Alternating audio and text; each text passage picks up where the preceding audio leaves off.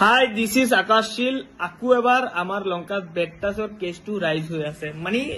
মুখত ভাষা নাই আৰু কি কম এইটো বিষয়ত কালি এটা দিন যোৱাকালি 5টো কেছ লংকাত হ'ল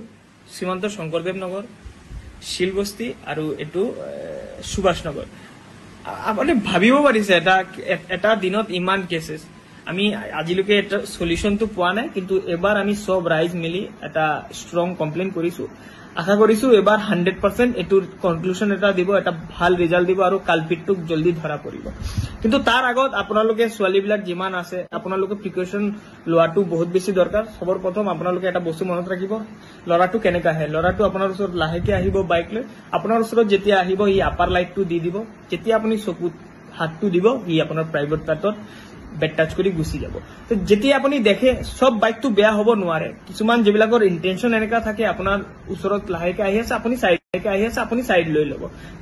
মেবি হি ভাল লৰা হ'ব পাৰে মেবি হি বেয়া লৰা হ'ব পাৰে কিন্তু আপোনাৰ প্ৰিকশন লোৱাটো সবচে বেছি দৰকাৰ তো আপোনালোকে যেতিয়া দেখে আপোনাৰ ডাউট হৈ আছে হি এনেকা লৰা হ'ব পাৰে আপোনালোকে ৰাস্তাৰ পৰা সাইড লৈ লব